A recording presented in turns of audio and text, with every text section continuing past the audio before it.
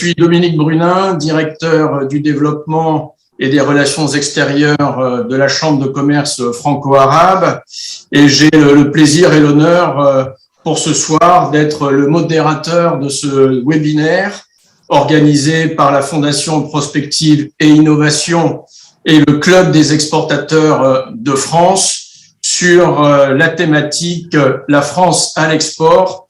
Regard croisé de nos partenaires et de nos concurrents. Un grand bonjour et un grand salut à la fois professionnel et amical à tous ceux et à toutes celles qui nous regardent et qui nous ont rejoints, et bien entendu aux différents panélistes de ce soir qui vont donc alimenter nos réflexions et nourrir cette réflexion sur la France à l'export. Avant de rentrer dans le vif du sujet, juste un petit rappel technique pour ceux et celles qui nous suivent. Vous savez que vous avez la possibilité de poser des questions à travers l'onglet questions et réponses de ce webinaire, onglet Q&A qui est en bas de votre écran si vous êtes sur un ordinateur fixe et qui est en haut de votre tablette ou de votre téléphone mobile si vous nous suivez sur ce type d'appareil. Webinaire donc consacré à la France à l'export, regard croisé de nos partenaires et concurrents. Un petit rappel quand même sur le sujet. Vous le savez, nous le savons tous, la France est le 6e exportateur mondial encore aujourd'hui, avec 135 900 entreprises exportatrices pour un volume total d'échanges de 758 milliards d'euros d'exportation. Néanmoins, la France connaît depuis maintenant un certain nombre d'années une perte de part de marché quasi ininterrompue, et la balance commerciale française pour les biens a enregistré en 2021 un déficit historique de quasiment 85 milliards d'euros en 2021.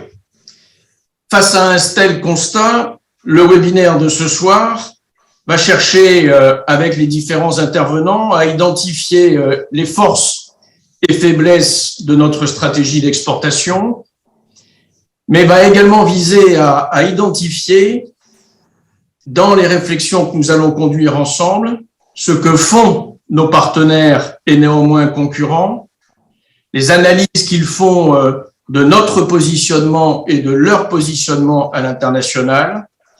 Et nous allons regarder ensemble, et ça sera l'objectif en conclusion de cette séquence, nous allons regarder ensemble ce que pourraient être quelques propositions sur soit de nouvelles formes de partenariat, soit sur des mesures d'accompagnement qui pourraient être proposées à la future équipe gouvernementale qui sera en charge de cette thématique à l'issue des prochaines élections. Pour nous accompagner tout au long de cette séquence cet après-midi, en cette fin d'après-midi, une première vidéo du Premier ministre, de l'ancien Premier ministre Jean-Pierre Raffarin, président de la Fondation Prospective et Innovation, qui sera rejoint par Cristina Deobaldia, la présidente du Club des exportateurs. En propos introductifs, nous aurons Didier Boulogne, directeur général délégué export de Business France, et Vincent Reyna, président de la Chambre de commerce franco-arabe. Nous aurons 2 témoignages d'entreprises qui sont des témoignages d'entreprises enregistrés qui nous permettront de bien illustrer le sujet de ce soir. Pierre Pisterman, directeur général de Hydro Power Plant, et Arnaud Laurent, fondateur de Allwins, directeur général délégué du groupe Salveo, avec la participation ensuite de deux de nos partenaires européens qui pourront justement jeter à la fois ce regard et nous faire un retour d'expérience.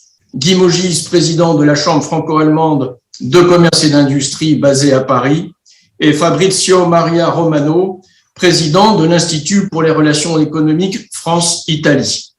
Après la session de questions-réponses que nous pourrons avoir, Serge de Gallet, ancien ambassadeur et directeur général de la Fondation Prospective et Innovation, et Christina Deobaldia, présidente du Club des exportateurs de France, nous feront le plaisir de conclure cette séance par leurs observations et leurs remarques. Mais sans plus attendre, sans plus tarder, je vous propose d'accueillir et de regarder ensemble la vidéo préparée par Jean-Pierre Raffarin, ancien Premier ministre, président de la Fondation Prospective et Innovation. Bonjour à tous et merci de vous être rassemblés pour participer à cet important webinaire sur l'évaluation de notre appareil d'export, sur cette réflexion en commun des acteurs de l'intérieur et ceux de l'extérieur sur notre capacité à soutenir l'exportation comme un élément important, essentiel de la stratégie nationale. Je remercie beaucoup le Club des exportateurs et notamment sa présidente, Madame Deobaldia, pour cette coopération avec la Fondation Prospective et Innovation. Vous savez que FPI a l'habitude d'organiser des webinaires et celui-ci est l'un des plus importants pour nous puisqu'il s'inscrit dans une longue démarche de réflexion et de stratégie qui va nous conduire le 21 juin à un séminaire en présentiel, le tout avec Business France et chez Business France. Nous voulons vraiment travailler dans cet esprit de coopération entre tous les acteurs de notre commerce international. FPI, fondation créée par René Monory, qui a été lui-même un grand entrepreneur, avec François Dalle, le patron de L'Oréal. Nous avons cette vocation de nous intéresser à la place de la France dans le monde et notre adaptation à chaque étape de mutation de notre monde. Aujourd'hui, les mutations sont immenses, voire dangereuses. Il est important que nous réfléchissions à notre organisation pour soutenir nos entreprises, les grandes certes, mais aussi les petites et les moyennes.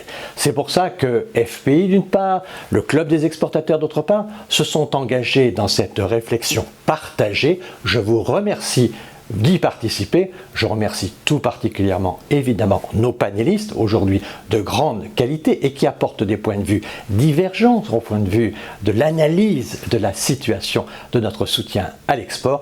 Tout ceci doit donner une réflexion fertile qui fera, je l'espère, l'objet d'un ouvrage en fin de process. Voilà pourquoi votre participation aujourd'hui pour nous compte beaucoup et nous souhaitons à toutes et à tous un bon webinaire.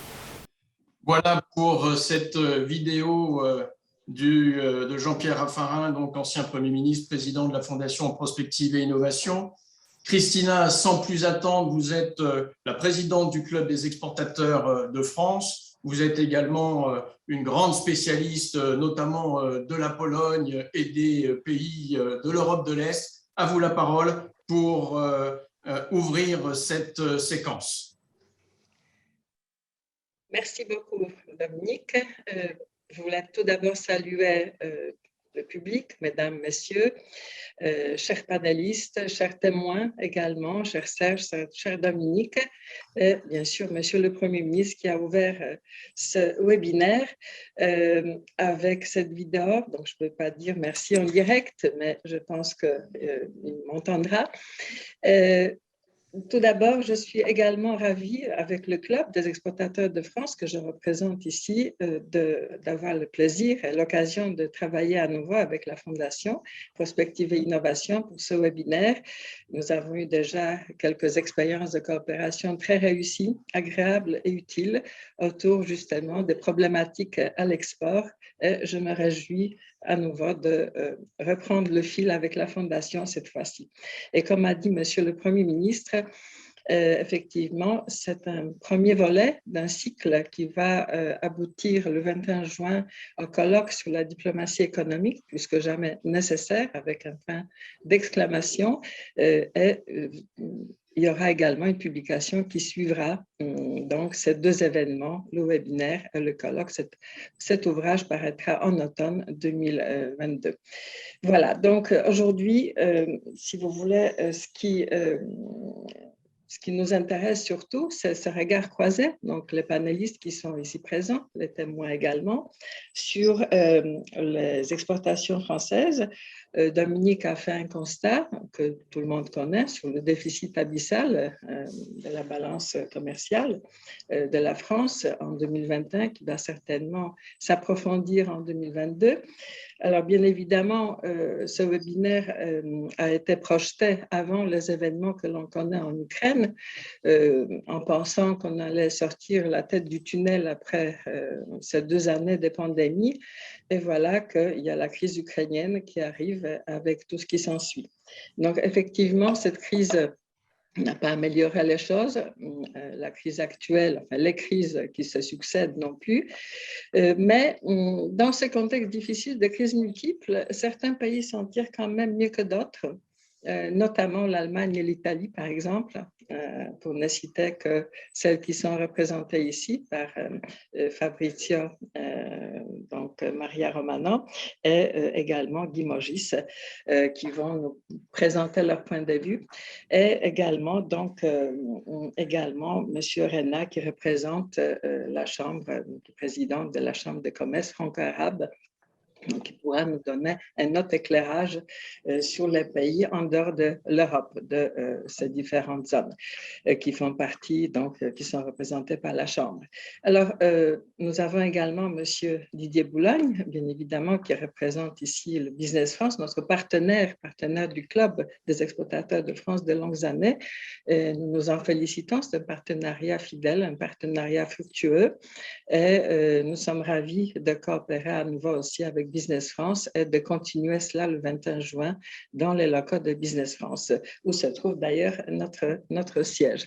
Alors, objectif du webinaire, Dominique l'a déjà évoqué, j'aimerais insister encore sur le fait que ces regards croisés peuvent nous permettre aussi de comprendre comment font les autres et d'en tirer peut-être quelques leçons, quelques enseignements pour améliorer et s'interroger aussi sur les faiblesses et les forces de la stratégie, des stratégies françaises donc à l'export. Donc, c'est extrêmement précieux de vous avoir ici pour faire cet exercice de regard croisé.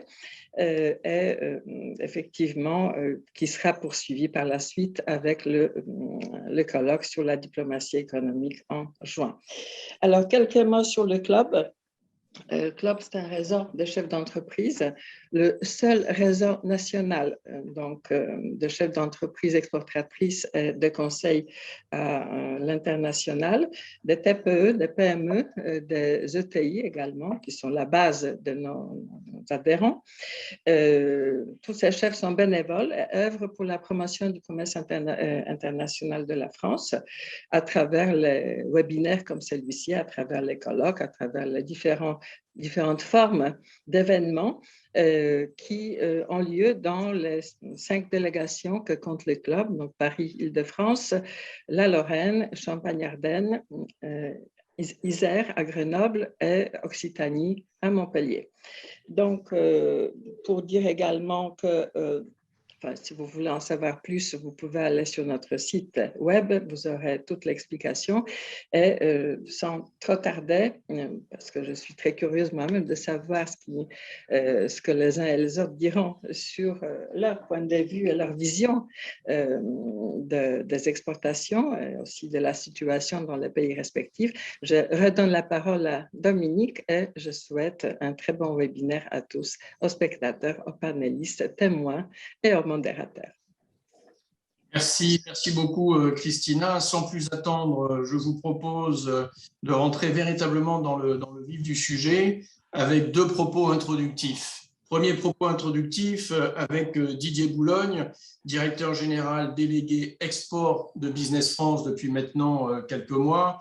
Didier Boulogne a été en poste notamment pour la direction générale du Trésor dans des pays européens, notamment en Allemagne qu'il connaît bien. Je vous propose tout de suite de lui passer la parole pour 10 minutes. Et Didier, j'aimerais finalement vous demander de nous brosser d'ores et déjà un peu un panorama du commerce extérieur français et de son dispositif pour que nous puissions véritablement saisir les enjeux dont il s'agit. À vous la parole pour 10 minutes. Merci beaucoup Dominique, Madame la Présidente, Messieurs les Présidents. Mesdames et messieurs, je suis très heureux et honoré de prononcer ces quelques mots introductifs à l'occasion de ce webinaire organisé conjointement par le Club des exportateurs de France et la Fondation Prospective et Innovation. L'objectif de ce webinaire, c'est d'identifier les forces et les faiblesses de notre stratégie d'exportation. Je vous laisse imaginer, en tant que directeur général délégué de Business France en charge de l'export, à quel point j'ai hâte de vous entendre sur ce point-là. Avant ceci dit, de vous écouter, et permettez-moi de quelques mots pour présenter ma structure, qui est, comme l'a dit Dominique, d'une certaine manière le fer de lance du pays en matière de commerce extérieur. Donc, Business France, c'est une agence, c'est un opérateur de l'État qui est en charge de deux politiques publiques. La première, c'est soutenir les entreprises françaises à l'export. La deuxième, c'est aider les entreprises étrangères à localiser leurs projets d'investissement en France pour créer des emplois. Alors, pour accomplir ces deux belles missions, nous sommes 1350 collaborateurs, dont 650 localisés en France, à Paris ou dans les territoires, et 700 personnes à l'étranger, dans 55 bureaux, avec une couverture totale sur 104 pays. À l'export, nous accompagnons les entreprises en individuel, avec des prestations sur mesure, ou en collectif, avec des pavillons France qui sont organisés sur les grands salons internationaux ou lors de business meetings que nous montons avec des grands donneurs d'ordre étrangers. Nous avons par exemple monté, il n'y a pas si longtemps, un business meeting, ce qu'on appelle nous dans notre jargon un vendra, avec le groupe Porsche, qui a connu un très grand succès. On a réussi à mobiliser une soixantaine d'entreprises françaises qui ont été présentées au groupe Porsche, et in fine, on a signé 14 contrats, donc c'est quand même un très beau succès. On porte aussi, Business France porte aussi pour le compte de l'État le programme VIE, Volontaires internationaux en entreprise, qui permet de projeter des jeunes à l'international, des jeunes de 18 à 28 ans, sur des missions de 6 à 24 mois, le tout en déduction totale de charges pour les entreprises. Alors, parce que l'export n'est pas forcément un réflexe naturel des entreprises françaises, parce que celles-ci ne connaissent pas toujours toutes les possibilités de se projeter à l'international et tous les dispositifs qui sont à leur disposition, le gouvernement nous a demandé en 2017 de mettre en place une force commerciale qui est déployée en capillarité dans les territoires pour mieux sensibiliser et conseiller les entreprises avec une démarche simple et de proximité. Alors, bien évidemment, il aurait été stupide de dupliquer ce qui existait déjà.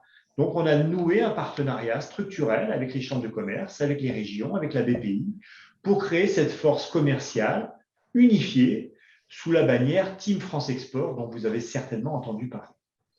Aujourd'hui, ce sont 250 commerciaux qui démarchent, sensibilisent et conseillent 60 000 PME et ETI.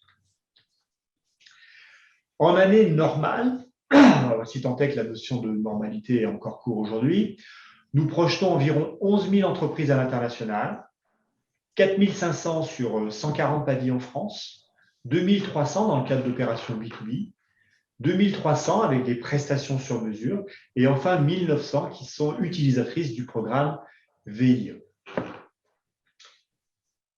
Au moment du déclenchement de la crise Covid, tout le monde a évidemment été sidéré, mais la réaction du gouvernement a été rapide et vigoureuse. Et dès le mois d'octobre, un plan de relance export a été mis en œuvre avec 4 piliers principaux.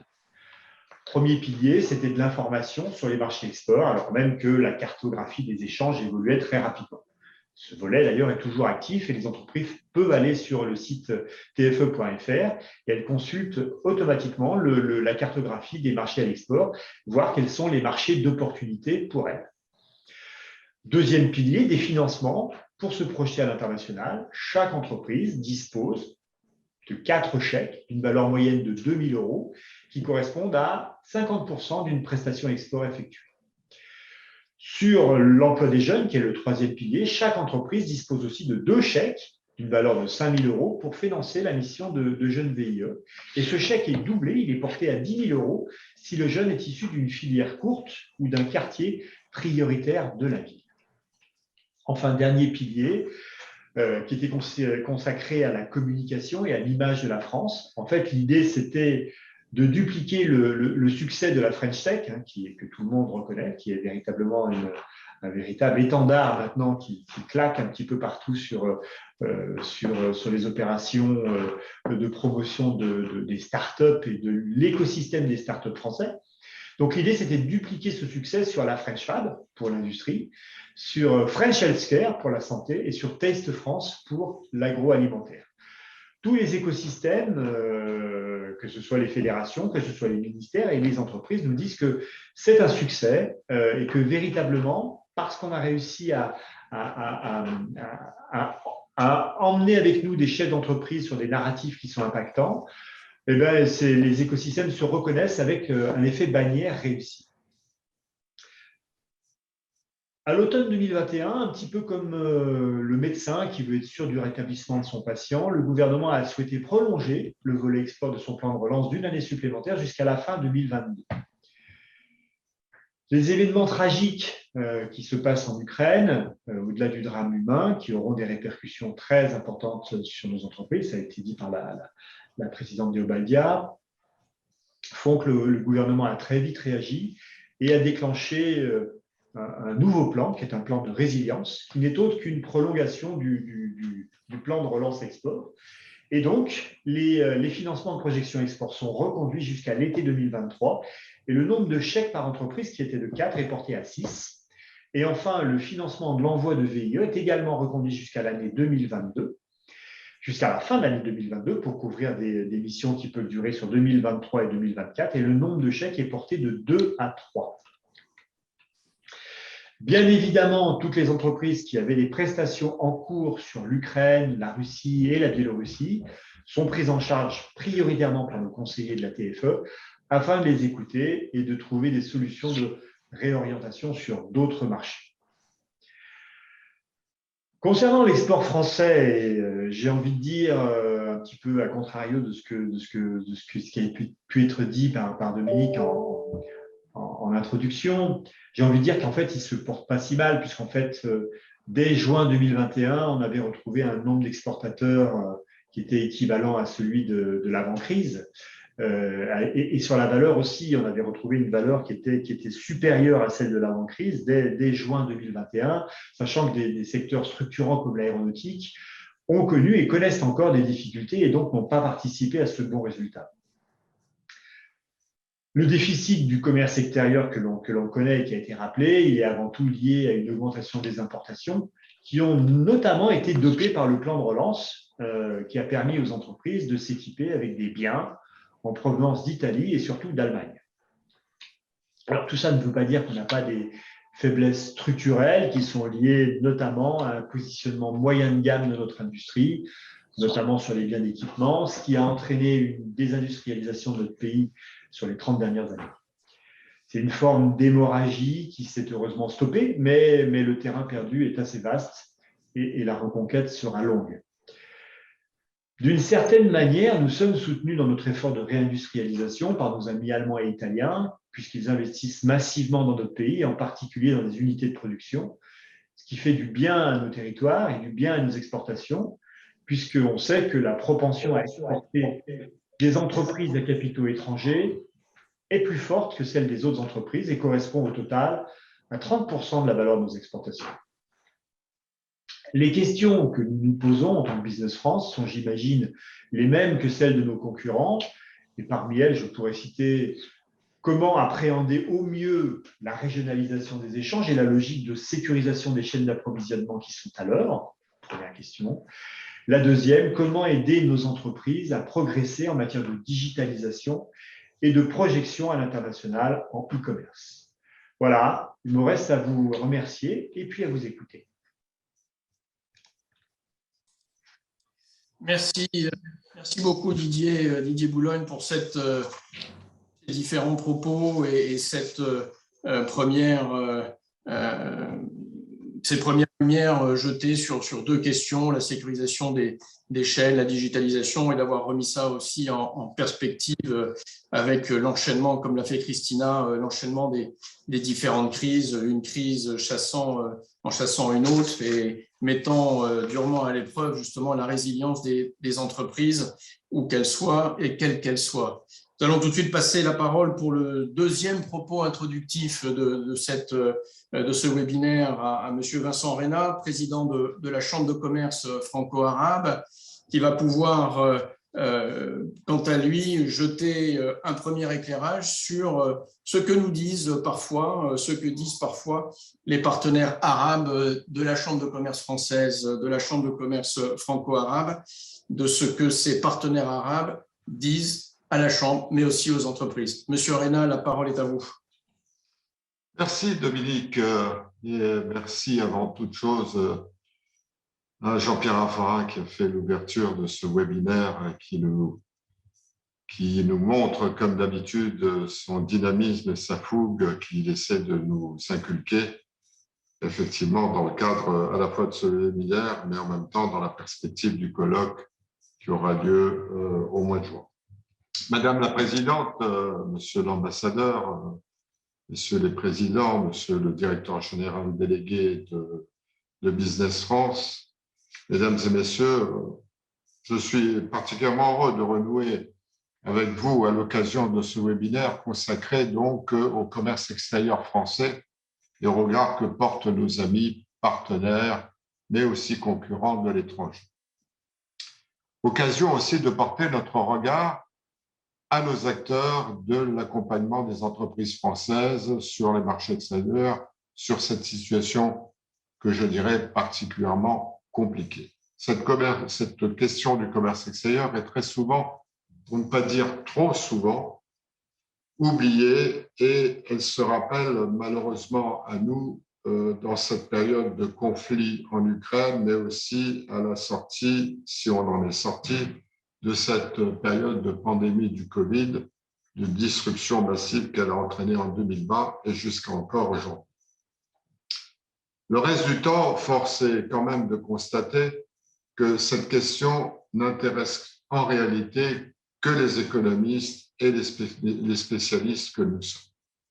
Pourtant, depuis maintenant près de 20 ans, il faut bien parler d'un constat sur une longue période, notre commerce extérieur est déficitaire et le déficit de la balance ne cesse de s'accroître. Jusqu'à notre ministre Bruno Le Maire, ministre de l'économie, des finances et de la relance économique, qui déclarait à l'automne dernier qu'il y aurait dans cette question la prochaine grande cause économique à défendre. Il avait raison, c'était à l'automne.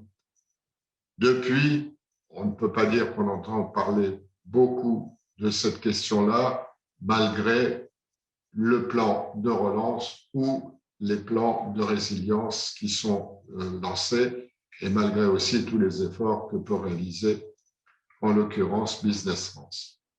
Grande cause, oui, et à juste titre, car ce déficit aujourd'hui, comme Dominique l'a indiqué, de près de 85 milliards d'euros, déséquilibre nos relations politiques et économiques avec nos voisins allemands, par exemple, les pays d'Europe du Nord ou nos partenaires asiatiques ou du Moyen-Orient que nous connaissons mieux ici, et introduit de véritables dépendances qui fragilisent notre économie, mettent à mal notre souveraineté et notre indépendance économique, limitant notre capacité d'action.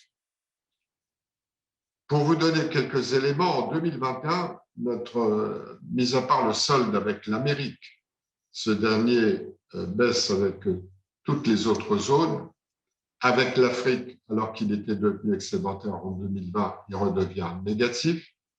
Et avec les pays qui nous concernent directement, nous, Chambre de commerce franco-arabe, nos exportations stagnent, passant de 23 milliards en 2021 à 22,7 en 2020 et ne retrouvent pas le niveau de 2019, 28,7 milliards. Les importations françaises sont-elles passées de 24,4 milliards contre 16,8 milliards en 2020, soit certes une augmentation de 45%, sans atteindre le niveau de 27 milliards de 2019. Le facteur du coût de nos importations énergétiques ne peut à lui seul donc expliquer cette situation. Les pays du Golfe ne participent ainsi qu'à hauteur de 30% de nos échanges avec le monde arabe, contre 59% pour les pays du Maghreb. La Chambre de commerce franco-arabe, qui a été créée en 1970 à l'initiative du général de Gaulle et de l'un des proches du général de Gaulle, avec les représentants de la Ligue arabe, à Paris, est bien placée à travers ses activités d'information, de conseil aux entreprises et son activité de légalisation, puisque nous légalisons les documents, les marchandises ou des produits qui partent vers ces pays-là, à destination donc des pays arabes, pour observer au jour le jour ces tendances. Et pour nous, c'est un vrai baromètre que nous avons, notamment par rapport à cette zone des pays arabes qui représente 22 pays en ce qui nous concerne. Depuis plusieurs années, nous tirons en quelque sorte un signal d'alarme, convaincus malheureusement que les efforts réalisés à la fois par le dispositif public, qu'il faut souligner, les acteurs privés et les entreprises elles-mêmes ne permettront pas, dans les années qui viennent, de redresser de façon significative cette situation compliquée depuis une vingtaine d'années. En effet, les causes de ce mal, entre guillemets, français sont multifactorielles, nationales et internationales. Cela démarre avec la désindustrialisation massive que nous avons connue depuis des années, nos problèmes de compétitivité, notamment dans le prix, nos spécialisations ou notre absence de spécialisation dans nos produits exportés, notre couverture géographique, autant de multiples rapports sur l'état de notre puissance commerciale. Et bien évidemment, il sera intéressant d'avoir le regard de nos amis allemands et italiens par rapport à l'approche qu'ils peuvent avoir et le constat qu'ils peuvent faire. Mais comme j'ai l'habitude de le dire, il n'est sûrement pas question de baisser les bras. Au contraire, et pour ce qui nous concerne, encore plus. Nous avions fait en 2018, à l'occasion d'un forum France-Pays Arabes, un constat qui avait réuni près de 300 personnes. Comment dynamiser cette relation avec le monde arabe, puisque c'est notre part, c'est notre responsabilité en tant que chambre de commerce. Et on avait lancé une idée pour créer un comité, non pas pour se substituer à chacune des structures, mais réunissant le MEDEF International, Business France, les CCI, la Chambre de commerce franco-arabe. Cette contribution que nous souhaitions apporter n'a à ce jour pas pu être concrétisée et nous sommes persuadés que, notamment, quand on parle de travailler dans un esprit de coopération, c'est ce qu'a indiqué le Premier ministre, plus que jamais, nous devons fonctionner comme ça. Que nous disent d'ailleurs nos partenaires? Nous le savons, les savoir-faire des entreprises françaises dans le monde arabe, du Maghreb, aux pays du Conseil de coopération du Golfe, en passant de pays du Levant, bien sûr, ces savoir-faire sont souvent attendus, connus et reconnus. Mais nous butons encore aujourd'hui sur les difficultés et les défis qui freinent nos entreprises. Une méconnaissance des pays et de leurs spécificités. Une crainte, une peur sur certaines destinations de ne pas savoir y faire ou des marchés trop gros ou trop compliqués. Une méconnaissance aussi des pratiques culturelles et de leurs habitudes dans le monde des affaires, tendances et pratiques anglo-saxonnes. Des préjugés ou des stéréotypes de tels que le fait que l'on peut commencer en francophonie comme on le fait en France. Une pratique trop légère de la langue française, de la langue anglaise, pardon. Une pratique superficielle. Une certaine légèreté qui induit souvent un manque d'effort et un manque de compréhension et de volonté d'adaptation à l'égard de nos partenaires et de leurs besoins. Tout cela, ils nous le reprochent régulièrement. Il faut aussi avoir bien conscience du fait que dans les pays que nous couvrons, nos entreprises sont soumises à plusieurs niveaux de concurrence. La concurrence locale, non négligeable, qui parfois peut être particulièrement agressive et connaissant parfaitement le terrain, notamment au Maghreb. La concurrence de nos partenaires et amis européens, espagnols, allemands, italiens, qui parfois n'hésitent pas éventuellement à avoir des prix agressifs et qui, compte tenu de leur spécificité de produits et de la spécialisation qu'ils ont développée, sont nettement mieux positionnés que nous. La concurrence des nouveaux émergents, la Turquie, concurrence forte de la Chine. Enfin, dans une partie des pays de notre zone, certains pays n'ont pas hésité à anticiper une répartition des marchés par grande provenance internationale. Pays d'ailleurs qui ont, depuis quelques années, 5 ans, fait des visions, organisé des visions à 2025, 2030, 2035 de leur pays, de leurs opportunités, des potentialités qui existent. Je pense ainsi notamment à l'Arabie Saoudite ou aux Émirats qui attendent nos entreprises sur un certain nombre de secteurs, alors que dans d'autres domaines sont réservés dans d'autres pays. Comment alors s'en sortir? Ou comment faire mieux? Les réponses sont elles aussi multifacettes. Mais au-delà de travailler et de lutter contre les maux français, il me semble en particulier qu'un domaine sur lequel nous pourrions porter tous nos efforts, c'est de changer d'approche, changer de façon de faire. Cela, certes, ne réglera pas tout, mais c'est bien aussi ce que nous disent nos partenaires arabes. Nous avons en effet, en France, la capacité à proposer des offres intégrées, complètes. La vente d'un produit doit s'accompagner d'une offre de formation, de développement en partenariat ou d'approche conjointe avec l'acheteur, partenaire local, sur des pays tiers. Dans les grands contrats, on appellerait ça des offsets.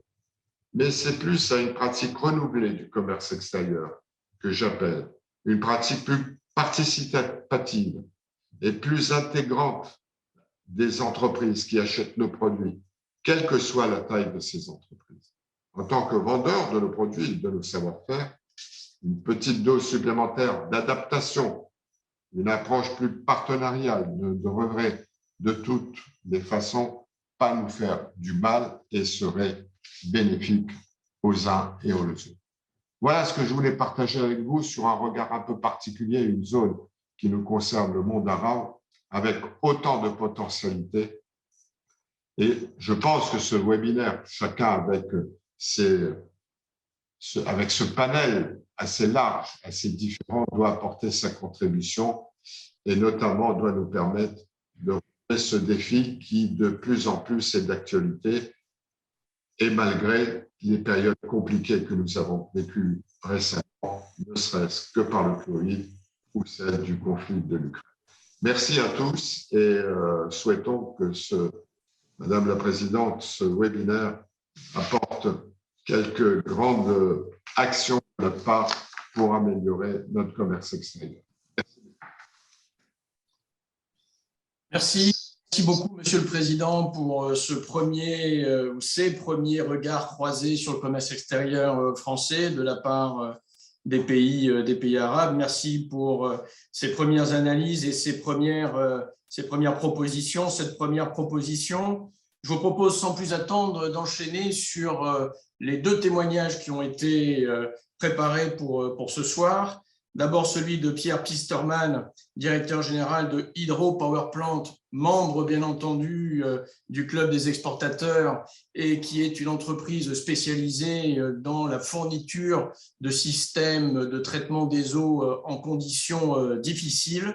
Et le témoignage d'Arnaud Laurent, fondateur de Allwinds, cabinet de conseil en stratégie et en stratégie internationale et directeur général délégué du groupe Salveo, autre structure française spécialisée et dédiée à l'accompagnement des entreprises. 2 témoignages tout de suite. Je m'appelle Pierre Pisterman, je suis dirigeant d'une société qui s'appelle HPP. C'est une PME française, lorraine, qui a pour spécialité la conception et la fabrication de turbines hydroélectriques. HPP est donc une société spécialisée dans l'hydroélectricité, qui est donc une forme d'énergie renouvelable, durable, pilotable et industrialisée en France. C'est une société industrielle qui a plus d'une centaine d'années d'histoire et qui exporte dans une trentaine de pays et qui travaille également en France. On fait à peu près 10 millions d'euros de chiffre d'affaires et on a une quarantaine de collaborateurs. Notre particularité est d'exporter dans des pays réputés complexes, en Afrique et en tout cas au grand export. Dans le cadre de nos travaux à l'export, nous sommes accompagnés bien évidemment par la BPI qui nous fournit un appui solide, notamment avec les outils tels que l'assurance prospection ou les garanties de projet à l'international. Et ça, on peut vraiment dire que c'est des choses qui marchent particulièrement bien. En revanche, dans le cadre des projets d'infrastructure tels que nous, on les adresse, on a plus de difficultés sur la partie financement. En effet, on remarque que nos concurrents européens, ils peuvent être autrichiens, allemands ou italiens, bénéficient de financements publics sur des plus petites sommes qui permettent aux PME d'exporter. La difficulté qu'on rencontre, c'est que les financements en France existent, mais sont souvent sur des enveloppes trop importantes qui peuvent accompagner des grands groupes du CAC 40, mais qui ont plus de difficultés à amener nos PME de manière viable à l'export. Et si on veut transformer nos PME en ETI, ce qui je pense est la clé de notre développement industriel et la réussite à l'export, il faudrait que ces enveloppes de financement s'adaptent à la taille de nos entreprises. Une autre problématique que nous pouvons rencontrer à l'international est lorsque certains organes français tels que l'AFD ou Proparco sont amenés à financer avec de l'argent public, l'argent du contribuable français à l'export, on a des difficultés à comprendre pourquoi parfois ces marchés vont être attribués à des entreprises chinoises ou des entreprises indiennes et on a du mal à comprendre pourquoi ces fonds-là ne reviennent pas dans l'économie française à travers nos PME.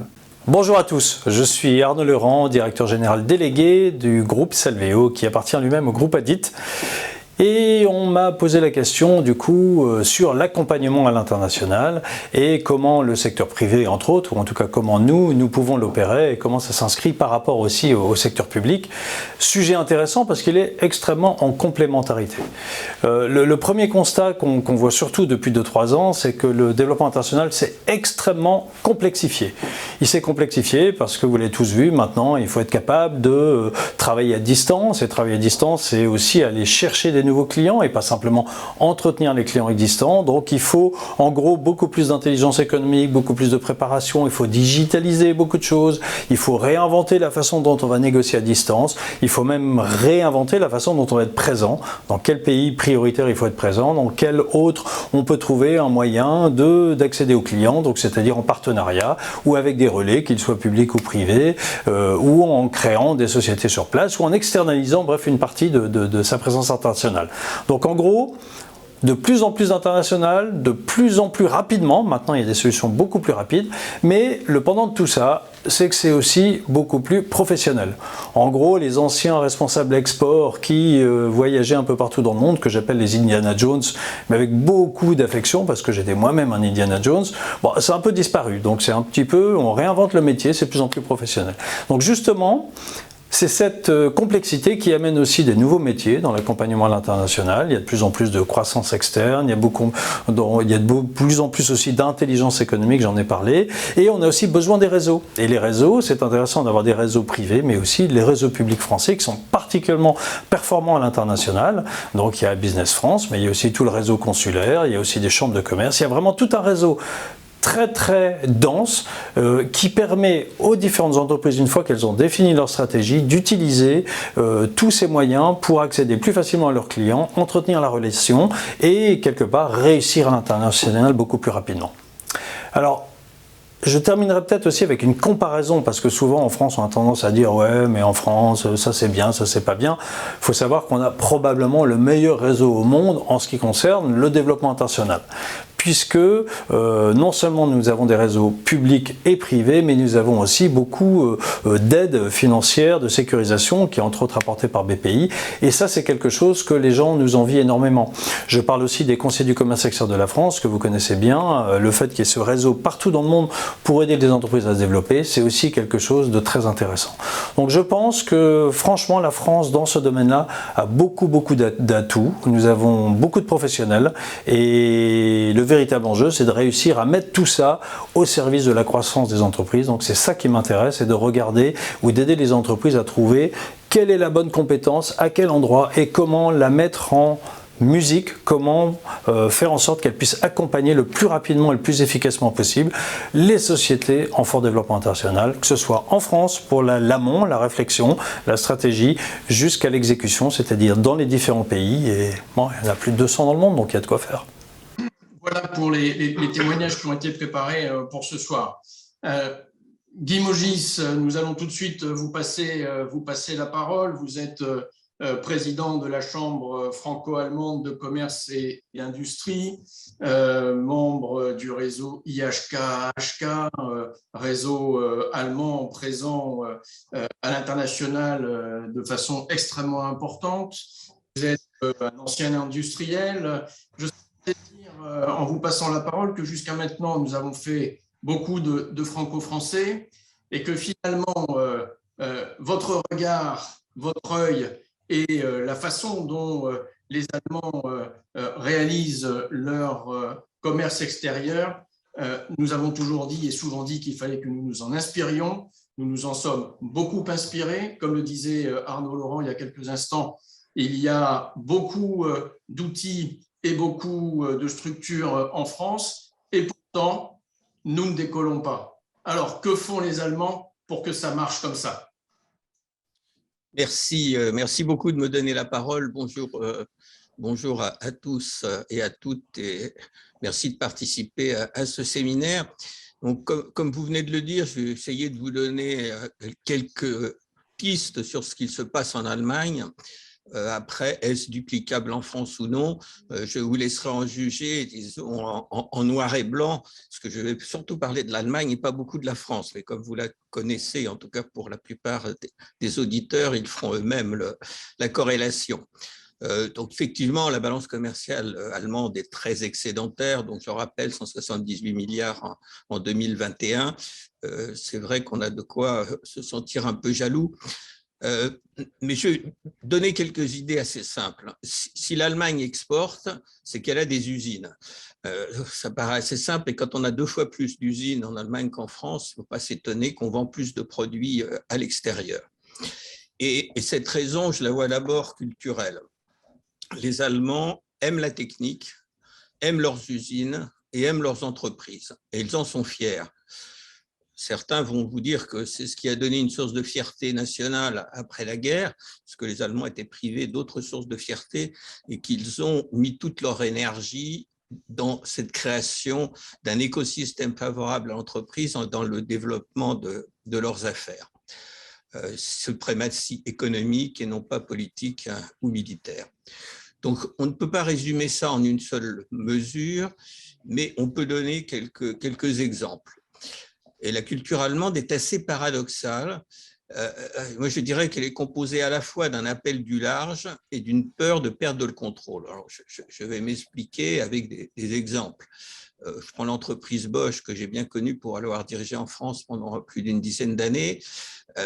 En 1900, Robert Bosch, le fondateur, après avoir conquis le Bade-Wurtemberg puis l'Allemagne, s'installe en France, mais en 1903, il s'installe aux USA, puis au Brésil, puis en Inde, puis en Chine. En 5 ans, il installe des filiales dans le monde entier. Et très honnêtement, à l'époque, c'était un tout petit peu plus compliqué qu'aujourd'hui. Il n'y avait pas d'avion et il n'y avait pas Zoom. Et une des raisons, c'est la pratique des langues et la peur d'être un peu trop petit et trop repris, trop confiné dans son pays. Mais à l'inverse, on ne fait confiance qu'à soi et on ne fait confiance qu'à ce qui est fabriqué en Allemagne. Si on prend l'exemple des constructeurs automobiles, les BMW, Mercedes, Volkswagen, ils ont gardé l'assemblage de leurs véhicules majoritairement en Allemagne et complètement outsourcé les pièces mécaniques, donc les moteurs, les éléments de suspension, de boîte de vitesse. La France a fait le chemin inverse. Les constructeurs français ont plutôt mis en dehors de France les usines d'assemblage, mais paradoxalement conservé des usines moteurs et certaines usines de transmission. Mais cette espèce de volonté du Made in Germany, seule possibilité d'assurer la qualité et la réputation, est un élément très fort et qui est lié à une culture technique très spécialisée, alimentée par la formation par apprentissage. Bon, je pense que la plupart d'entre vous le savent, l'apprentissage, c'est une des forces du pays. Elle est gérée par et pour les entreprises, au travers d'ailleurs du réseau des chambres de commerce, et non pas par un système national généraliste, ce qui lui donne la capacité de s'adapter très finement et très rapidement aux besoins spécifiques des entreprises. Entreprises hyper spécialisées qui vont donner des champions mondiaux. Alors, je vais prendre un exemple, encore une fois, une entreprise que certains d'entre vous connaissent, qui est l'entreprise Wurst. C'est un exemple parmi tant d'autres. Donc, pour ceux qui ne la connaissent pas, en 1954, le fils Wurst, 19 ans, fils de quincaillier, décide de faire les plus belles vis du monde. Il se met à la planche à dessin, il dessine des vis. Aujourd'hui, il a 92 ans, il continue à dessiner des vis tous les matins sur sa planche à dessin. Et l'an dernier, Wurst a fait 17 milliards d'euros de chiffre d'affaires et présent pratiquement dans tous les pays du monde.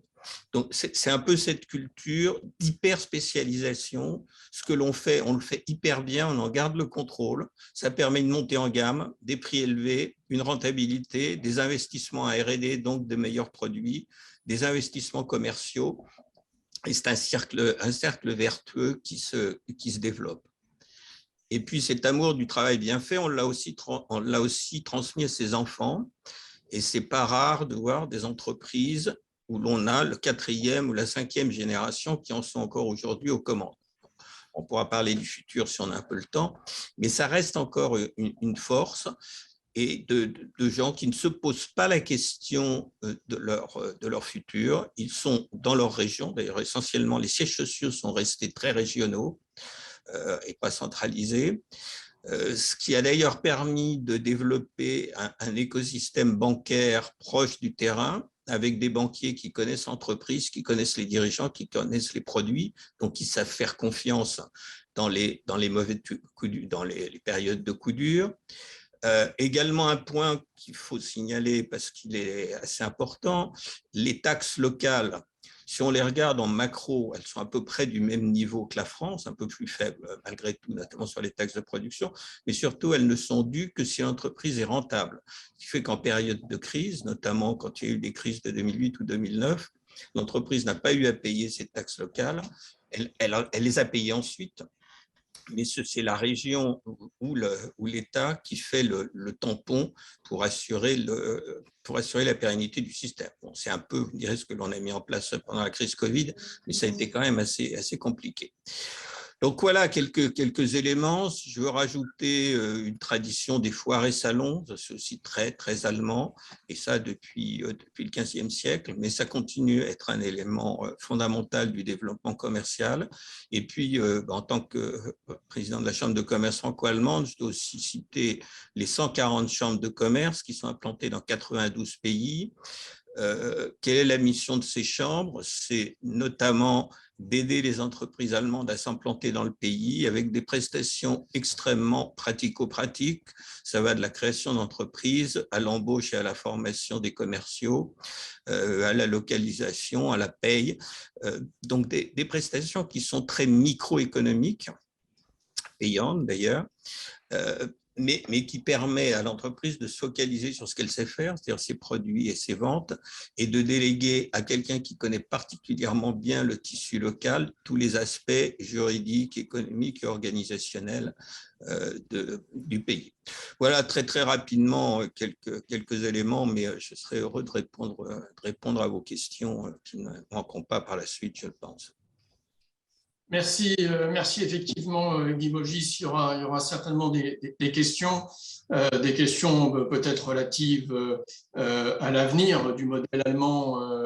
Et est-ce que cette puissance du commerce extérieur allemand d'aujourd'hui peut perdurer dans les 10-15 années qui viennent? Les spécificités également peut-être du management en termes des ressources humaines allemandes qui font que là aussi, on a peut-être des vecteurs complémentaires sur cette puissance du commerce extérieur allemand. Si vous voulez peut-être répondre sur ces deux questions immédiatement.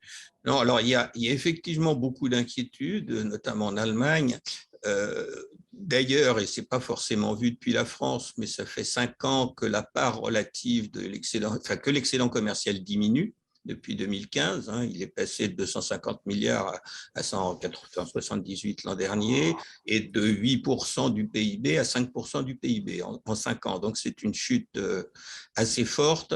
Bon, c'est vrai que la statistique est un peu difficile parce qu'il y a eu l'année 2020 avec la Covid qui a un petit peu perturbé les données statistiques, enfin les séries, mais c'est quand même une inquiétude forte. Il y a aussi une concurrence, notamment sur ce qui a fait et ce qui fait la force des exportations allemandes, qui sont la machine-outil, les produits mécaniques, avec l'émergence de concurrents, notamment asiatiques et plus particulièrement chinois, qui commencent à faire des produits de bonne qualité pour des prix très inférieurs, donc une nouvelle concurrence. Une baisse du marché, puisque l'essentiel du marché des 10 dernières années, enfin je dirais de la période de FAST 2005-2015, ça a été l'explosion des implantations industrielles en Chine et la montée en puissance de la fabrication des outils qui permettent, qui tournent dans les usines, essentiellement à base de machines-outils allemandes. Donc ça, c'est pas mal de facteurs d'inquiétude. Et puis, le monde des services et notamment de tout ce qui est ce qu'on appelle l'industrie 4.0 où l'Allemagne a peur de se faire détrôner par les États-Unis de la même façon qu'elle a été détrônée dans l'électronique grand public par l'Asie dans les années 70. Enfin, je rappelle à ceux qui sont de ma génération les grands noms de Telefunken, Grundig ou autres qui ont totalement disparu, qui ont été un traumatisme pour l'Allemagne. Et ils ont un peu peur que des entreprises emblématiques de la machine-outil, de la mécanique disparaissent également. À ce sens, le rachat de KUKA, le numéro 1 mondial des robots, par une entreprise chinoise a été vécu très très mal outre-Rhin. Donc tout ne va pas aussi bien qu'on pourrait le croire, en tout cas en photographie instantanée. Merci beaucoup pour ces compléments d'information et ce regard croisé de l'Allemagne, des entreprises allemandes à travers vous sur effectivement en creux les faiblesses de l'économie et des exportations et des exportateurs français. Nous allons rester au niveau européen, mais nous allons changer de pays et je vais passer la parole à Fabrizio Maria Romano. Vous êtes avocat d'origine et aujourd'hui, surtout, vous êtes le président de l'Institut pour les relations économiques France-Italie. Et donc là aussi, l'Italie a souvent été donnée citée par des exemples dont les entreprises et la France devraient s'inspirer pour dynamiser le commerce extérieur français, notamment à partir de ce que nous avons appelé les fameux SPL italiens, systèmes productifs locaux italiens. Et donc, nous sommes ravis, Fabrizio Romano, de vous donner la parole pour votre regard sur le commerce extérieur français. D'accord, merci Dominique. Je remercie d'abord la présidente Cristina Dobaldia de m'avoir invité et d'avoir organisé une réunion si intéressante. Parce que, effectivement, interroger et apporter le regard de plusieurs pays est extrêmement intéressant et ça fait avancer, disons, toute la problématique. Donc, c'est vrai qu'on peut aussi après imaginer quelques propositions pour aller plus dans le concret. mais je dois dire que c'est tellement intéressant ce que vous avez organisé que je trouve que la partie italienne est représentée par la synthèse de ce qu'a dit Vincent Reina et Guy Mogis. C'est-à-dire que l'Italie se retrouve pratiquement, pour expliquer l'Italie, c'est vraiment la synthèse des deux présentations qui ont été faites. Parce que d'un côté, la partie interculturelle est extrêmement importante, et donc c'est la raison pour laquelle IREFI a été créé. Donc je suis fondateur et président de l'Institut pour les relations économiques France-Italie. À l'origine, bien sûr, comme vous l'avez dit, avocat, parce que on s'est rendu compte que chaque fois qu'il y avait un problème dans les deals entre la France et l'Italie, la raison n'était jamais technique, fiscale ou juridique, mais c'était toujours la composante humaine qui posait des problèmes. Et donc l'incompréhension de base qui existe dans le monde du business entre les Français et les Italiens pose des problèmes énormes dans la réalisation des contrats ou d'acquisition ou de développement en Italie. Tout ça pour dire que, effectivement, c'est un élément qu'il faut prendre en considération. Il faut créer de la confiance. Et vous savez tous, vous êtes tous d'accord pour dire qu'il faut la confiance pour faire du business. Sans confiance, on ne fait pas de business. Mais pour créer cette confiance, il faut se comprendre. Donc, il faut comprendre l'autre. Et la structure mentale différente que les Italiens et les Français font que fait que, parfois, en toute bonne foi, il n'y a pas de compréhension. On ne connaît pas l'autre, vraiment. Donc, l'interculturel, c'est quelque chose sur lequel nous insistons beaucoup. Et en même temps, ce qu'a dit Guy Mogis, donc, en parlant de l'Allemagne, est aussi vrai. Ce côté régional en Italie est extrêmement important. La capacité de développer des entreprises au niveau familial qui ne sont pas très grandes, mais qui sont très, très spécialisées. Et aussi la naissance, comme a dit Dominique tout à l'heure, de ce que nous appelons les districts industriels. C'est une traduction, disons, qui n'est pas exacte, mais qui indique des régions, c'est-à-dire des endroits, dans des régions dans lesquelles il y a une super spécialisation dans un certain secteur. Ça veut dire qu'il y a le district des chaises, le district industriel des lunettes, des chaussures, du travail. Il y en a, comme ça, il y en a 200.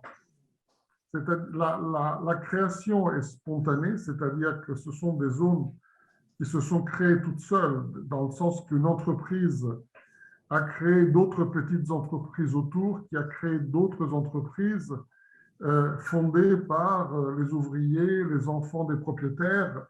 Et donc, ils sont en même temps tous concurrents et alliés, dans le sens qu'ils sont concurrents sur les différents marchés, mais s'il y a des commandes importantes, ils sont capables de se coaliser, de travailler ensemble pour répondre à une demande.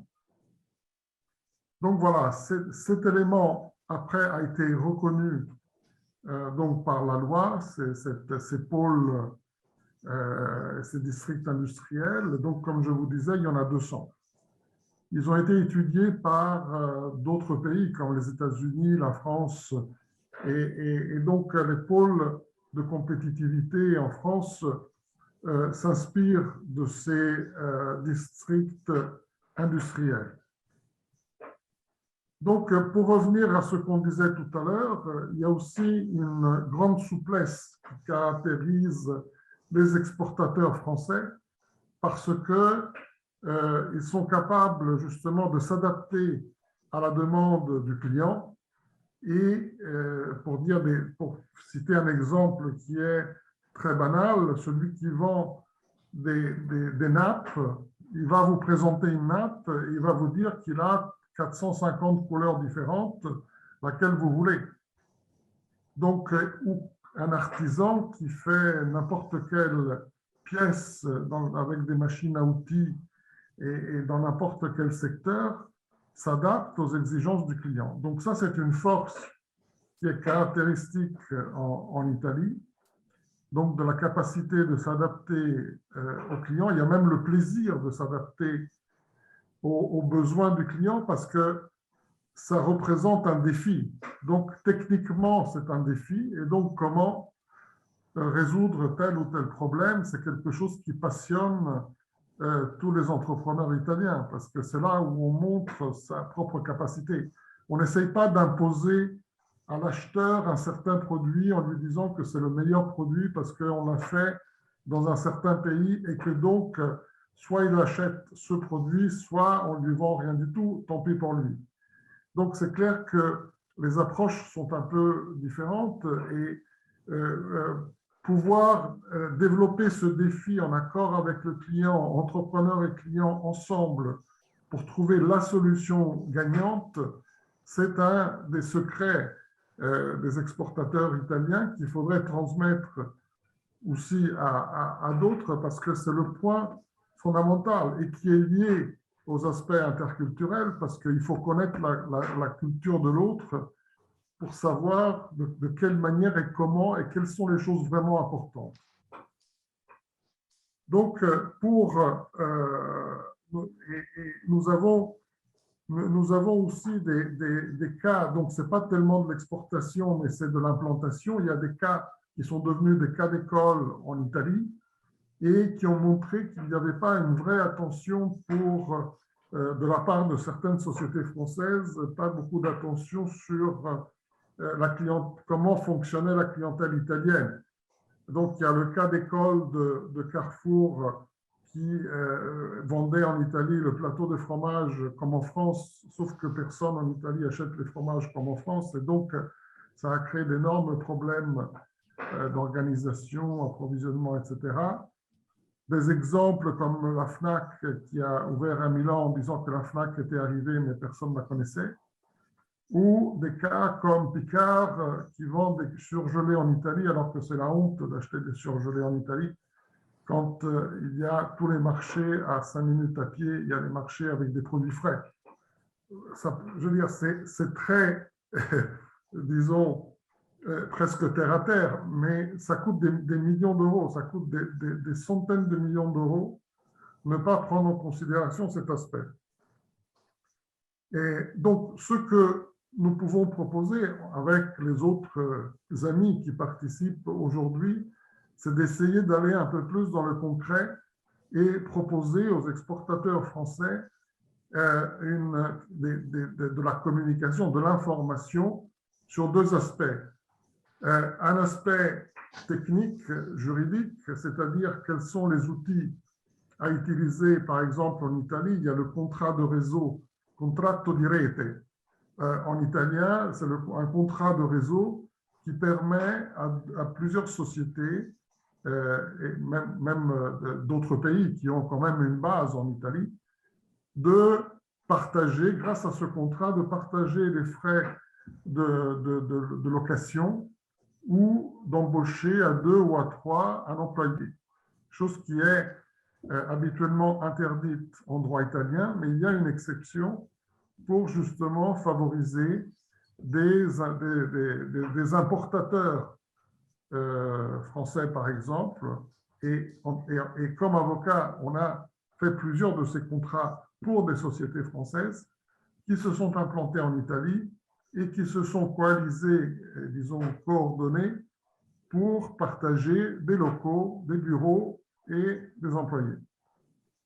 Donc, mettre ensemble la communication sur les outils techniques avec du coaching interculturel dédié aux exportateurs qui, dans un milieu sécurisé, sont en mesure de comprendre ou de connaître certaines spécificités des différents pays, de l'Allemagne, des pays arabes, de l'Italie, chacun a ses spécificités pour pouvoir améliorer ses performances. Voilà, je ne sais pas si je suis allé trop loin ou pas assez loin avec les temps, mais disons… C'est parfait, c'est parfait, merci beaucoup. Et pour cette intervention extrêmement riche, on retrouve aussi un certain nombre de choses. En France, on a essayé de lancer ce qui s'appelle les consortiums export, permettant à des entreprises complémentaires de mutualiser des plaquettes, mutualiser des recrutements, et ça s'est avéré assez difficile. Finalement, dans ce que vous évoquez, Guy Mogis et Fabrizio, il y a à la fois des éléments d'approche psychologique, des éléments d'approche culturelle, des éléments de fiscalité, et ce sont des choses qu'on retrouve bien dans les différents témoignages qui sont arrivés sur le fil du Zoom, le fil du webinaire. Il n'y a pas trop de questions en fait, mais il y a beaucoup de témoignages qui confirment ce que vous dites les uns et les autres sur la nécessité de l'ancrage régional ou de l'ancrage territorial, la difficulté de l'accès au financement. Beaucoup de témoignages qui, comme je disais, vont dans le sens de ce que vous évoquez. J'ai une question pour vous, Fabrizio, quand même. On a souvent entendu dire que une des forces de frappe de l'Italie à l'international, c'était aussi sa diaspora, c'était aussi les communautés italiennes dans le monde. Est-ce que c'est effectivement le cas ou est-ce que c'est quelque chose qui finalement n'est que marginal? Non, en effet, c'est marginal parce que ça peut fonctionner dans certains secteurs comme l'agroalimentaire ou la restauration, mais dans d'autres secteurs comme la machine à outils ou d'autres, c'est beaucoup plus compliqué. Donc ça, c'est pas totalement exact. C'est plutôt le fait que en Italie, il y a une structure qui accompagne à l'export, qui est moins organisée que la structure française ou Business France qu'on a entendu tout à l'heure. Et donc, il y a aussi un peu la nécessité des exportateurs italiens de se débrouiller un peu tout seuls et de se lancer quelque part et donc d'apprendre aussi sur le terrain. Donc voilà, la diaspora, ça peut aider dans certains cas, mais voilà, mais c'est pas ça qui fait la force des exportateurs italiens. Merci beaucoup, Fabrizio. Nous avons dans le fil des questions une question spécifique pour Serge de Gallet. Je ne sais pas si Serge nous entend et s'il peut répondre. Une question sur les investissements étrangers en France et en Europe. Les investissements, je ne donne pas le nom de la société, mais les investissements de telles sociétés en Europe concernent d'abord l'Allemagne, puis l'Irlande, l'Italie, la Pologne et l'Espagne. La France intéresse la société telle que pour ses cerveaux en matière de recherche et développement, où est l'attractivité de la France en matière manufacturière? Quant à l'Allemagne, elle ne s'intéresse à la France que pour mieux dominer le marché européen. Alors, allons-y. Réponse de Serge de Gallet, réponse de Guy Mogis et réponse de Didier Boulonne. Serge, on commence par vous. On commence par moi, oui. J'aurais préféré le contraire, mais non, c'est vrai que tout le monde a relevé que dans le plan d'investissement de Intel, c'est l'Allemagne qui était la mieux servie. Bon, il y a de bonnes raisons à cela. Il y en a peut-être de mauvaises, mais il y en a de bonnes. C'est que naturellement, quand on a une base industrielle très, très forte, hein, et la base industrielle en pourcentage de l'Allemagne par rapport à la France, c'est le double, hein, 10 à 20% de la valeur ajoutée. Bien évidemment, lorsqu'on doit créer des microprocesseurs qui sont très utilisés dans les automobiles, on va là où il y a un gros marché. Donc, je dirais qu'il n'y a rien de surnaturel à ce choix. Bon, il y a bien sûr une concurrence entre les États membres. Hein. Ce n'est pas parce qu'on fait partie de la même union que la concurrence disparaît. Il y a concurrence par les aides, par les facilités. Et ceci peut être une faiblesse pour les projets de dimension européenne.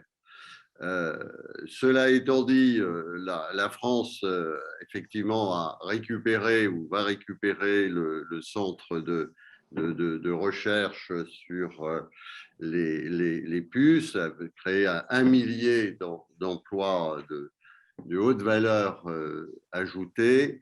Je dirais que pour la France, il faut mener un effort de redressement et que le fait que cet investissement sur la recherche-développement se localise en France est quelque chose d'extrêmement positif, de prometteur, parce que c'est l'innovation qui fait la différence. Et on voit bien que tout ce qui se passe actuellement en Europe en matière de réhabilitation de la politique industrielle peut nous donner, si on fait les bons choix et si on arrive à mener les bonnes politiques, peut nous amener à remonter le courant et à retrouver notre place sur la scène industrielle européenne et mondiale. J'avais lu la question. Bon, je dirais qu'il ne faut pas être naïf. Hein, nous sommes dans la même union, mais nous restons quand même des pays différents et avec un esprit de compétition que l'on ne peut pas supprimer et que l'on ne doit pas d'ailleurs supprimer. C'est à nous à être aussi bons ou meilleurs que les autres. Merci, merci Serge. Guy, l'Allemagne ne s'intéresse effectivement à la France que pour mieux dominer le marché européen et mondial. Oui, peut-être un mot sur Intel et sur l'investissement, si on a quelques secondes. Il y a un point qui n'a pas été signalé, mais qui est important. Bon, si Intel a investi en Allemagne, c'est parce qu'il y a une base industrielle très forte sur les semi-conducteurs, notamment toutes les machines qui permettent d'eux. Il y a un point d'attractivité qui ressort de toutes les études d'attractivité, qu'elles soient faites par la Chambre de commerce franco-allemande ou par l'AMCHAM, c'est aussi l'aspect de stabilité des relations avec les représentants du personnel et les syndicats. Et c'est vrai que pour des entreprises américaines qui sont, je dirais, vaccinées à la culture du Union Free Plant, la France fait un peu effet d'un épouvantail, à tort ou à raison, hein, le point n'est pas là. Mais j'ai souvent entendu dire des entreprises, notamment américaines, de dire quand on investit 10 ou 15 milliards quelque part, on n'a pas envie que l'usine soit en grève pour des motifs qui n'ont rien à voir, qui sont en dehors de notre contrôle. Donc c'est quand même un point qu'il faut signaler dans l'attractivité parce que ça ressort très très fort de toutes les études. Ensuite, est-ce que l'Allemagne ne s'intéresse à la France que pour son marché? Probablement, et n'est pas que. Je dirais, il est clair que quand on est exportateur allemand, le premier marché sur lequel on va, et quand on regarde dans l'histoire des entreprises, le premier endroit où on va, c'est la France. C'est le voisin, c'est le premier marché européen, donc c'est tout à fait logique. L'intérêt, il est aussi et de plus en plus pour la disponibilité d'une main-d'œuvre qualifiée. Le drame aujourd'hui de l'Allemagne, on ne l'a pas signalé, c'est le manque d'ingénieurs. Donc, j'ai beaucoup parlé de cette culture technique. Il faut savoir qu'aujourd'hui, pour des raisons de pyramide des âges, il y a 2 ingénieurs qui partent en retraite pour un qui arrive sur le marché. Donc, cette capacité à innover, à avoir des produits techniques haut de gamme, elle est en train de disparaître petit à petit sous l'effet de la pyramide des âges. Et le fait de mettre des centres de développement en France, où on trouve encore des jeunes ingénieurs compétents et qualifiés, et notamment avec, je dirais, la contrepartie de cet esprit de spécialité qui a fait la force de l'Allemagne, et cet esprit de généralisation qui fait la force de la France quand il s'agit de faire des applications entre guillemets du nouveau monde, notamment sur tout ce qui est intelligence artificielle ou, comme on l'a dit, entreprise 4.0, où on n'est plus dans de la mécanique fine, mais et dans le rapprochement de compétences diverses et plus larges. Donc, il y a aussi ce point qui intéresse beaucoup nos amis allemands, et on voit d'ailleurs que les investissements allemands en France se développent assez régulièrement, puisque l'Allemagne est devenue le premier investisseur en France l'an dernier, et avec, quand on regarde la courbe, un développement important des investissements français de la part des entreprises allemandes. Merci beaucoup Guy Mogis pour cette réponse complète. Le temps passe malheureusement et passe malheureusement bien trop vite. Comme je vous le disais, dans les témoignages, beaucoup de témoignages et beaucoup d'illustrations de ce qui a été évoqué depuis depuis une heure et demie maintenant, autour de la thématique de la formation, autour de la thématique de la difficulté de l'accès au financement pour les PME, PMI, et la question soulevée notamment par Pierre Pisterman de l'aide publique française qui ne revient pas nécessairement et systématiquement sur les entreprises françaises. La question globalement du rôle des bailleurs de fonds est un point qui a été évoqué là aussi dans les différents témoignages, de même que des éléments autour de la concurrence du secteur informel pour les PME dans un certain nombre de pays, le rôle important de la coopération technique qui peut aussi accompagner et renforcer les exportations et la présence française à l'étranger. Avant que de passer la parole pour conclure à Serge de Gallet et à Christina, on remarque quand même que pour beaucoup de facteurs qui ont été évoqués, on a cette convergence, cette combinaison multifactorielle, d'ailleurs qu'évoquait Vincent Reyna également, de facteurs culturels, de facteurs psychologiques, des éléments de fiscalité, de l'accès au financement, de la volonté finalement d'y aller parce que le marché national est trop petit ou s'avérera trop petit à terme. Avant donc de passer, comme je disais, la parole à Serge de Gallet et à Christina, je vais vous demander aux uns et aux autres de proposer une ou deux mesures qui pourraient être un peu emblématiques d'un rebond ou d'un sursaut du commerce extérieur français. Je ne sais pas si Didier Boulogne est encore parmi nous. Didier, si vous êtes là, une ou deux propositions. Je crois qu'il a été obligé de nous quitter. Président Reyna, une ou deux propositions concrètes, opérationnelles pour accompagner ou susciter ce rebond de l'exportation française. Je vais rebondir sur le dernier message qui nous est adressé de Anne-Marie Ibrac. Le dynamisme export allemand et italien relève d'abord de la politique industrielle. Le commerce extérieur n'est-il donc pas une affaire intérieure? C'est exactement ça. Et d'ailleurs, nos amis, merci,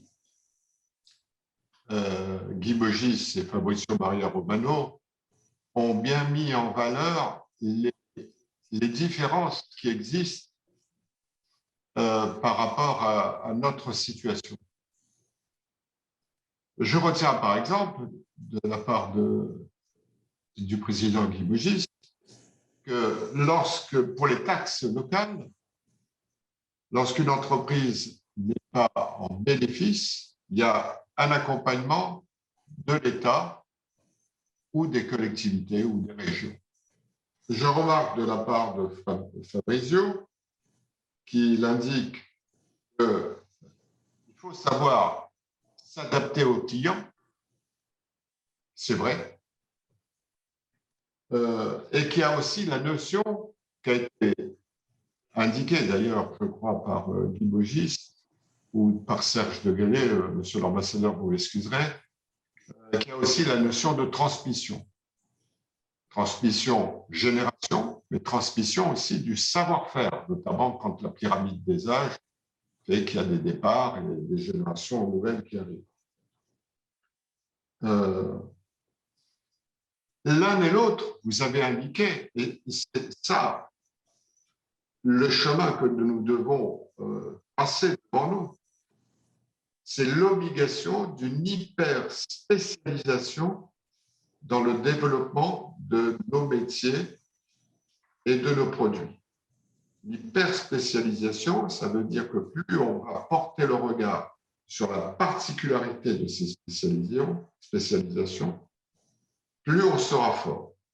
Deuxièmement, un constat différentiel qui existe par rapport à nos amis italiens, nos amis allemands, c'est la spécificité régionale en Italie et en Allemagne. On pourrait croire par nos métropoles en France aussi. Le résultat n'est peut-être pas comparable. Cette spécialisation régionale est forte en Italie et en Allemagne et donc productrice d'exportations supplémentaires. Donc, moi, ce que je retiens là-dedans, dans les idées à construire et à poursuivre, quels que soient les plans qui existent, et là-dedans, Business France a une grande part de rôle dans l'organisation de ces plans et dans la mise en pratique des plans. C'est qu'il faut absolument qu'on unisse notre travail de façon partenariale, ensemble, pour permettre à nos entreprises de mieux se développer. On a des structures publiques, Business France, on a des métropoles importantes en France, on en a 13, fortes, mais l'aspect régional et l'aspect de l'accompagnement n'aident pas forcément autant qu'on le voudrait. J'avoue que à la fois je suis content pour nos amis allemands, et quand Guy nous indique que la balance commerciale a baissé, mais elle est quand même favorable de 178 milliards, ça veut dire qu'on a une source de progrès colossale.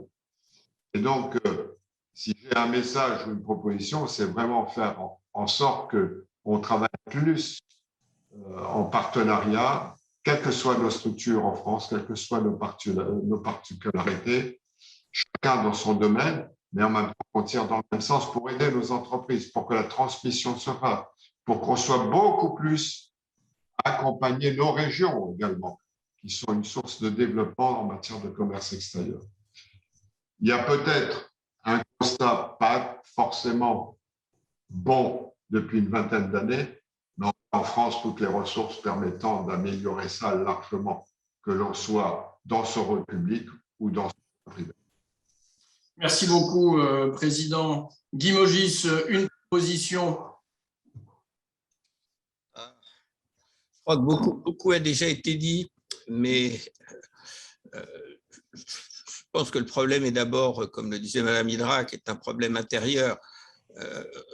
Si nous aimions un peu plus nos usines et nos entreprises, tout serait beaucoup plus simple, plutôt que d'essayer de mettre des rustines pour essayer de faire marcher un système qui est un peu bancal. Et être fort à l'export, c'est d'abord être fort chez soi. Et quand on... Alors, je veux voir dans la Startup Nation un début d'amour de l'entreprise de la part de nos jeunes. Alors, on appelle ça des startups, très bien. Je pense que c'est déjà un bon signal. Mais quand tout le monde aimera l'entreprise, ce sera certainement beaucoup plus simple. Comme je suis optimiste, je vois plutôt une tendance favorable actuellement, puisqu'il y a un certain consensus, toutes opinions politiques confondues, pour dire qu'il faudrait remettre des usines en France. Donc là, déjà le premier pas a été franchi. Il n'y a plus qu'à, je dirais. Merci beaucoup. Fabrizio, même question, une proposition ou deux propositions particulières à mettre en œuvre et à faire remonter. Ah, micro, Fabrizio. Fabrizio, micro. Oui, il est là. Voilà.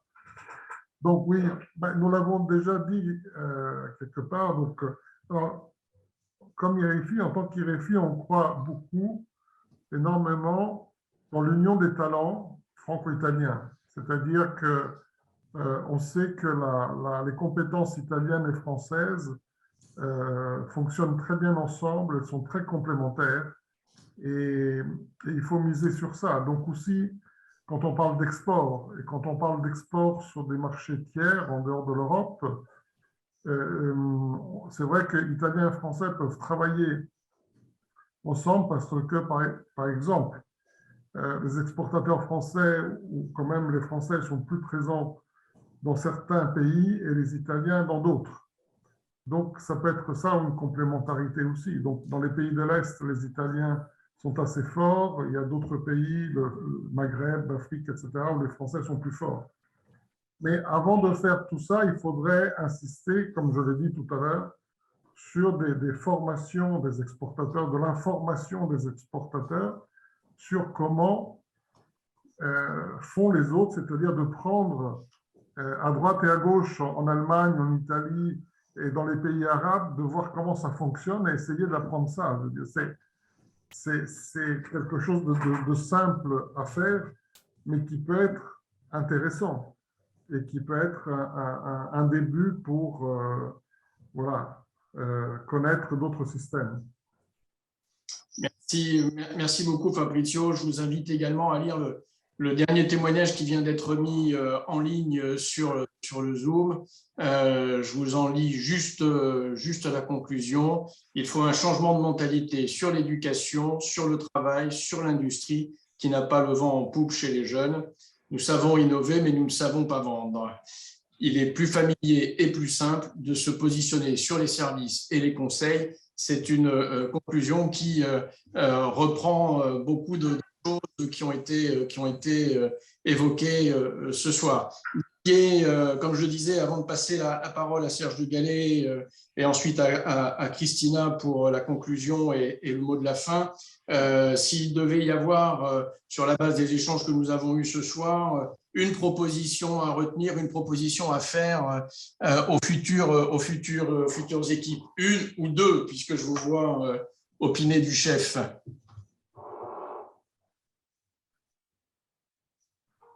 J'active mon micro, ce sera mieux.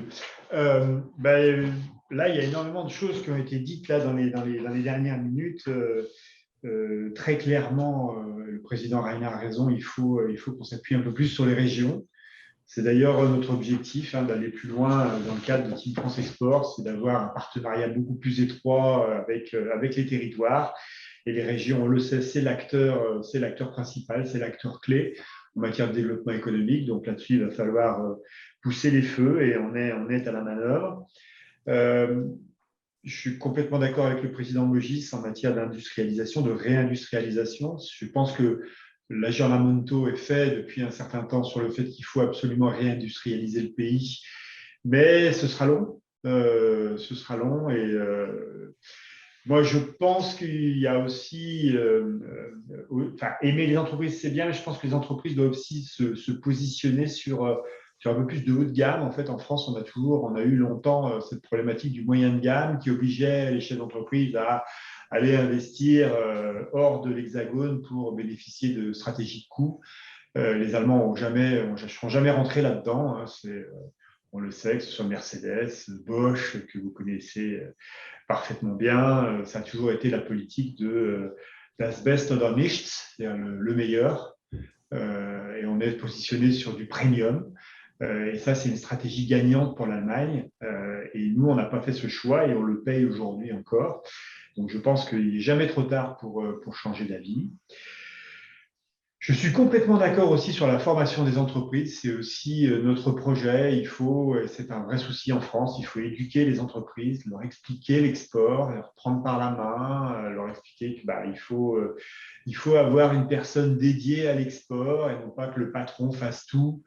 Il y a tout un tas de petites choses qui doivent être mises en place pour qu'on puisse se développer. Je suis assez d'accord avec le président Mogis sur le fait que l'esprit start-up, quand même, fait souffler un vent nouveau sur notre pays. Et moi, j'étais hier à une cérémonie au Grand Rex à Paris et il y avait vraiment… c'était les 10 000 startups et c'était quand même très intéressant, des projets qui sont magnifiques, des entreprises qui se projettent tout de suite à l'international alors qu'elles ont encore quelques dizaines de personnes. Donc, c'est très intéressant. C'est une nouvelle façon de voir les choses. Et là, je pense qu'on a réussi quelque chose avec un écosystème qui est extrêmement dynamique et qu'on a plutôt bien financé et bien coaché. Donc, là, c'est bien. Si j'ai une mesure, on a quand même un petit retard en matière de digitalisation des entreprises. Je pense qu'il va falloir les aider. Il va falloir un petit peu pousser. On a perdu encore du terrain là sur la crise Covid. L'Allemagne était en retrait par rapport à nous. Ils ont profité de ce moment-là pour gagner des points en matière de digitalisation des entreprises. Nous, on est resté, on en a perdu. Et donc, c'est un peu dommage. Donc, il va falloir probablement qu'on les aide pour rentrer de plein pied sur cette logique de digitalisation et derrière se promouvoir dans le cadre du e-commerce. Les Italiens font des très, très belles choses sur des très grandes plateformes de e-commerce. Nous, on reste à la traîne et on n'arrive pas à mettre sur pied les projets qu'on voudrait. Donc, je pense que là-dessus, il faut accélérer un peu et il faut que les pouvoirs publics prennent des décisions offensives. Voilà. Merci beaucoup Didier. Serge de Gallet, nous allons commencer cette séquence de conclusion avec vous. Vous êtes ancien ambassadeur, c'est donc peu dire que l'international vous connaissez et que l'international, ça vous connaît. Votre proposition éventuellement et votre conclusion sur le webinaire de ce soir. Tout d'abord, je voudrais remercier, au nom de la Fondation Prospective et Innovation et Jean-Pierre Raffarin, l'ensemble des intervenants qui se sont exprimés avec franchise, courtoisie et beaucoup d'expérience. Ce qui a été dit, Anne-Marie et Idrac a été très clair, le commerce extérieur, c'est d'abord une affaire intérieure. On commerce quand on a des bons produits à vendre et cela rappelle le mot du baron Louis, faites-moi de la bonne politique et je vous ferai de la bonne finance. Faites-moi de la bonne politique économique au sens extrêmement large du terme et je vous ferai du bon commerce extérieur. Le diagnostic est posé de longue date, depuis 20 ou 30 ans. On connaît les forces et les faiblesses de la France. La désindustrialisation du pays, naturellement, nous a affaiblis en général et nous pénalise au plan du commerce extérieur. On a signalé les nombreux atouts dont nous disposons, mais il faut voir aussi que ces atouts peuvent être entachés d'une certaine faiblesse. Guy Mogis a cité les ingénieurs, mais nous sommes aussi victimes, s'agissant par exemple des chercheurs, de la fuite des cerveaux, parce que nous ne sommes pas toujours capables de les retenir. Même chose, la recherche-développement en France reste à bon niveau, mais on voit bien que sur un certain nombre de secteurs où nous étions excellents, nous avons baissé. La Covid, l'absence de vaccins français en est une illustration. Et c'est lié naturellement aussi à l'absence d'industrie, parce que c'est en produisant que l'on peut développer et asseoir la recherche. J'ai beaucoup aimé ce que disait notre collègue italien, c'est que nous avons, et ça a été dit par Arnaud Laurent, certainement un des meilleurs réseaux au monde en termes institutionnels ou financiers, mais la contrepartie, c'est que nous ne sommes pas laissés à nous-mêmes, pas exportateurs, comme le sont les Italiens, et donc nous sommes moins proches peut-être du terrain. D'ailleurs, mon expérience me pousse à dire que c'est certainement pas exact quand on voit le nombre d'entreprises qui sont installées dans l'Afrique, par exemple, ou l'Asie du Sud-Est, où nous avons des entreprises qui sont tout à fait intégrées. La proposition, on voit bien qu'il ne peut pas y avoir une seule proposition, c'est un ensemble de mesures internes et externes qu'il faut décider et appliquer. Le haut de gamme, bien sûr, ça reste la clé du succès à l'export, mais il ne faut pas oublier que la moitié du commerce extérieur dans le monde se fait hors de l'OCDE. Nous, Français, Allemands, Européens en général, nous commerçons pour les 2/3, voire plus, entre nous. Et donc, il reste un vaste marché, un marché qui est en développement très, très rapide, qu'il nous faut approcher. Bien sûr, la qualité est toujours, pour moi, un élément essentiel, mais la qualité ne doit pas empêcher l'adaptation au marché. Et c'est certainement quelque chose qu'il faut creuser.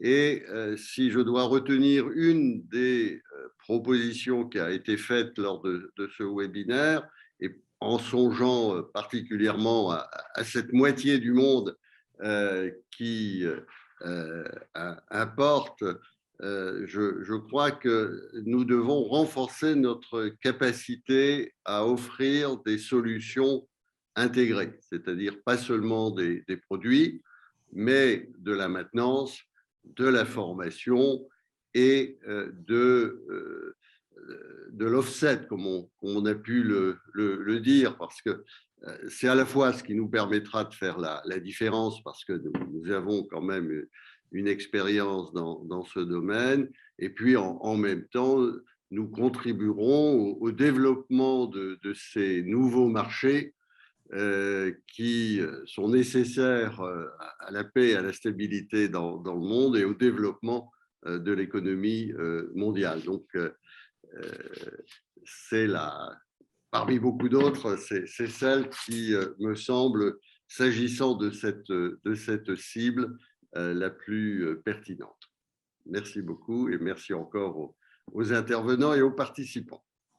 Merci beaucoup, Monsieur l'ambassadeur. Mon rôle va s'achever. Je vais passer la parole pour la conclusion et clore ce webinaire à Cristina de Obaldia. Je voudrais juste, avant que lui passer la parole, remercier la plus de la centaine de participants à ce webinaire de ce soir. Bien entendu, remercier les différents intervenants, remercier le club et la Fondation et Business France pour l'organisation de cette rencontre à distance. Madame la Présidente, à vous la parole.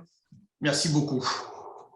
Merci Dominique. Écoutez, tous ces échanges ont été extrêmement nourris, passionnants et qui nous ont permis d'entrevoir quelques pistes d'amélioration dans l'approche du problème des exportations donc, en France.